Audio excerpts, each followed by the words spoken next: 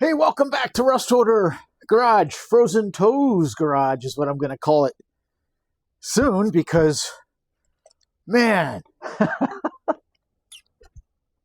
think it's time to move south. Anyway, so now that I know the fuel system's not going to burn the car to the ground or burn my building to the ground or burn anything else to the ground, at least not immediately, it is time for another small project. And that would be the power steering. And first, a disclaimer. I was making this video and I didn't really pay attention and go back and check, and some of the clips had some serious wind noise in them. How do I get wind noise? Well, I had the heater going and it was actually blowing right on the microphone. So some of the clips have some noise in it and some I had to scrap because it was just too loud. But I think I covered anything. It's pretty straightforward installation. And check out the video, see how it goes. So, what do I need? Well, I've got a G-body steering box on here, obviously. And I got an LT1, what are they, Series 2 pump or something? I don't know. It really doesn't matter. They're all pretty much the same, other than, I think 1980 and earlier stuff still used a double flare, and then 81 seemed to be like the metric world cut, and I think everything after that uses metric style O-ring type power steering fittings. So, as usual, this is a budget build. So, I went on Amazon and searched for the absolute cheapest power steering line kit I could find so I can make a custom AN line. And you could do this even cheaper. Yeah, I've done it. If you want to just take a couple factory power steering hoses that'll work on either end and get to where they have the 3/8 steel line coming close enough together to put a compression fitting on them, you can make a custom pressure side hose for next to nothing. But even though it is a budget build, I don't know. I don't want to do that. I'd rather have something a little bit nicer, because that might cost you $10 or next to nothing for a fitting and maybe some old hoses. But this was like $40. This is the cheapest I could find. It looks like a whole bunch of vendors, as usual, sell it the same thing for all different prices, and I just spent some time looking. This is actually a JDM Speed kit here. No idea how it's going to work or if the lines are going to last 10 minutes or what, but they give you a whole bunch of fittings, which is good, including the special fittings that go from the O-ring to AN for the power steering pump and the box, and 2 lengths of AN6 line, not PTFE, just regular. So it should be 3/8, which is what you want. And I don't know how long these are. Not one vendor description actually said how long these hoses were, because I wanted to know if I was going to have enough length to do this. So for you and for me, I'll measure one of these and at least give you an idea what they are, so you'll know what they are before you buy them. Because you would think that would be something they would put in the description, because I'd hate to be, 2 inches short. That's what she said. Let me see here. We got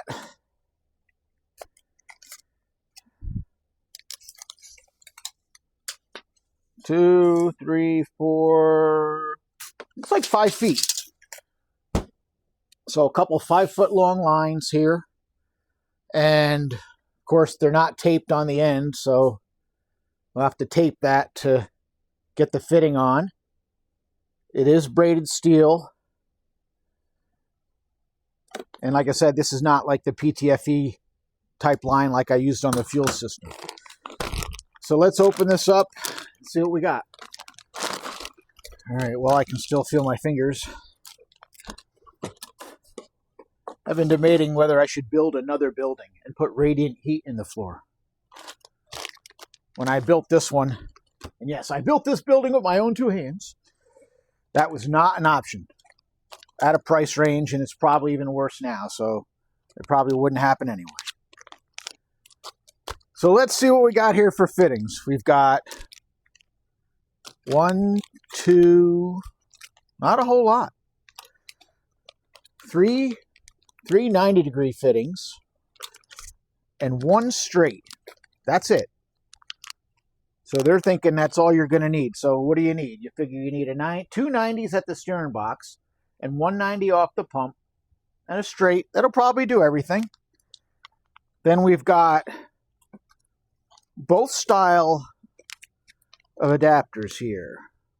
Now there's two, for the metric side of things, there's two different sizes. One's going to be supply, one's return, and they give you different ones. This is the M14, this is the M16. So I've got, let's see, how many of each? One M14. Oh, we got an 18 as well. So they give you everything. Maybe it was 16 and 18. The 14 may be a different size. All right, let me tell you exactly what we got here, and we'll figure it out. So I've got two M16s, one M14, and one M18. That's probably correct. And then they gave me some for the earlier style boxes and pumps that use double flare. So I've got a half 20, a 5/8, 11/16, and another 5/8. So these are the different sizes that instead of having an O-ring, they actually have a double flare. But we're not going to need those, at least not right now, because this is a newer style 81 up, if you call that newer, steering box. And they give you one clamp that maybe could go on the return side, because I wouldn't trust it to hold pressure. All right, let's get the car down off the lift and see what we're doing here. All right, so here's what I'm working with. We've got the G-body box here, and this is the Type 2 pump, and the fitting for it is in there, right there. So it's kind of a weird deal. I think I can go straight. Maybe I'll have to use the straight fitting off of that. See, I think they gave me 390s, but it might have been nicer if they gave me a couple straights rather than one. But we're going to see how it goes, because I don't know which way I should route this hose. Because I think the straight I'm going to need at the return line, and the return line will go over. It doesn't go back to the pump. It actually goes to a remote tank to fill the power steering, and we'll go over that. But I want to do the pressure line first and get that routed. So let's get started with that. All right, so I just double confirmed that the ports on the box, the one closest to the front, this guy here, that's the pressure side. And I've got the two fittings here. One's the 18, one is the 16, right? That's the 18. The bag flew on the floor for the other one, but I believe it was the 16. So let's see here. So the larger 18 threads into the pressure port. So the larger of the two is the one. Now I'm just going to put a little bit of oil on the O-ring. I'm going to install the M18 in the pressure side. And let's see, does the 16 fit here, or is it the 14? Might be the 14. Let me double check. Okay, so it is the M18 fitting for the high pressure side, closest to the engine in this situation here. And it is M16 on the return. I'm just going to thread a couple fittings on here just to keep any dirt from getting in. I cleaned out the ports the best I could with the vacuum and brake clean and a rag, because this box, if you haven't seen it, this box has been sitting in my storage pile for many, many, many years. So there could be some junk in it, even though it had lines on it. So now, the first 5-foot section of hose. How am I going to route it? We got plenty of length, so there's no problem with that. Probably go maybe down like that. I could secure it to the radiator support, or could go under, say, this way, and go down under the cross member and up. That might even be cleaner. We'll figure it out in a minute. First, I am going to put the other M16 fitting onto the power steering pump and see what it looks like as far as what fitting I'm going to need off of that. Okay, so based on the available room that I have around the power steering pump and the AC compressor, I'm just going to go with a straight fitting off of the pump. And these are just regular AN fittings, not like the PTFE fittings, so there's no ferrule. So all I did so far is I just pushed the nut right onto the end until the hose bottomed out inside of this fitting here. So this hose is bottomed out on the inside of here. I don't know if you can see it in there, but it'll hit the shoulder. Then all you have is this end. You don't have any ferrule or anything. So I'm just going to shoot a little lube on the fitting and the threads, because this has to now force its way into this hose. So I'm going to go get my adjustable wrenches and scratch this all up. And hopefully I can get it started here. I don't want to strip it, but it's going to be a tight fit. And now I've got oil on my fingers, which makes it more difficult. So let me get this started, and we'll come back. All right, I'll show you that connection at the pump in just a minute, but I'm going to have to make a bunch of clamps to hold the hoses. I'm going to actually put them up against the cross member underneath the engine, but I don't want to use, zip ties or something that may not last. Zip ties are going to be fine for routing them and mocking them up, but once we get to permanent mounting, I want clamps. So I don't have any clamps that size. I prefer to use, this style of factory clamp, but most of the time these are for, at the most, maybe a 3/8 inch. And I'm just going to take some scrap pieces of metal and bend them around this, maybe in a vise, maybe by hand, and make that style of clamp and drill holes for the mount of the frame. And very easy to make. Takes a few minutes and makes it something you'll never have to worry about anything moving or loosening up and then rubbing on something and blowing a hose while you're driving. So I'm just going to make one for now, because that's what I need for the supply line. But then all the rest of the clamps are going to be for the supply and the return. So I'll make this first, mount it, and then we'll come back and start routing the rest of the lines. There's the beginning of one. Just bent it around the tube, and then I'll trim it off shorter, drill a hole, and that'll be the first clamp. There you go, one high-tech clamp. So we'll make a bunch of those.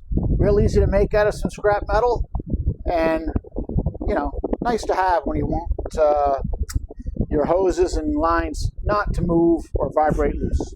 One thing I have to do before we can run the return line is to mount this tank on the inner fender well for the power steering fluid.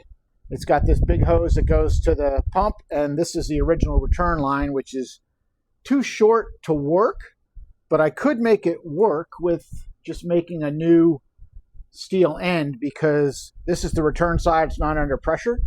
But let's mount the tank and see if we can make it work with the new AN line, just because we have it. All right, ran into the first problem. Unfortunately, the return stub on the tank broke off when I was removing the original hose. That was petrified. I don't know if it was just so cold or it's just so stuck. I probably should have cut it open, but it broke the stub off. So I drilled it and tapped it for 1/8 inch pipe and put a fitting on it. If it leaks, we'll come back to it and maybe put JB weld on the threads or something, but we'll see if it works as it is. It's not under pressure, but there will be oil obviously laying in that area. So we'll get this mounted and see what happens. All right, we got a simple bracket made. And since I'm redoing some of the footage because of the wind noise earlier, there's the clamp we made. Let me get a light. The one clamp, just right there, no big deal. And that's where the lines are going to route down behind the AC compressor. There's a straight fitting attached to the pump, so that's fine. And this guy is going to just mount like that. And there we got our power steering tank. Now we can route the pressure and return lines. Lines are routed. Made a couple more clamps out of scrap metal. Cycled the steering back and forth. Everything's clear, no problems. All that's left is to do is make the connections at the box. And I think we're done. Unfortunately, we got some leakage from the tank. I thought it was empty and I installed it. It kind of made a mess, but we'll clean it up. All right, there's the final connections at the steering box. The phone died, so I had to let it charge a little bit, and I just went ahead and made the connections. Last thing I'm going to do, I'm going to disconnect everything now, and I've got the air hose. I'm going to disconnect the lines at both ends and blow through them with air just to make sure there's no rubber particles or anything in the lines, because these are not PTFE. They've got that rubber core, and when you cut them with the cutoff wheel, you can almost guarantee there's going to be some rubber dust or something in there. So I'm going to blow those out, and we'll come back. Blew out the lines, and either I got real lucky or the stuff was so small I couldn't see it, because I didn't see anything come out. So made the final connections, used one of my leftover Evil Energy clamps on the lines there. Everything's clear of the control arm. And the reason I mounted this where I did is I think I'm going to put the battery here on this side. And then I can reuse the Z28 wiring, I'm hoping, pretty much as it was factory. So battery cables will be the same, and the tie-ins for the main harness will be all the same. So we'll see if that works. If it doesn't work out, it's no big deal, but I'm going to try it anyway. I think I have enough room in here to put the battery. So might be tight, but again, we'll see. I got to see once the radiator's in what everything looks like. But that is it for power steering. We can't test it till it's running, but at least now it's done. So that's it. Power steering is done. Check that one off the list. So that's cool. One step closer to firing up the engine. I still have to get back to doing wiring. I think, one thing I noticed, I think the dashboard may be removable in this car. And if it is, I'm going to pull the dash out, and then I can run all my wiring behind that area nice and tie it up. And yeah, I'm a wiring guy. I like wiring. Something wrong with me. I like to do wiring, but I have to get back to it. And it's so cold, I haven't been coming out here. But anyway, that's that. I don't know what the next big thing is. Maybe we'll do the exhaust next. I'm not sure. We're just going to keep checking things off the list. It's going to get finished, and hopefully soon we'll get this thing fired up. So that's that. Thank you very much for watching. Thank you for following this build, and thank you for subscribing. I really appreciate it. See you on the next one. Later.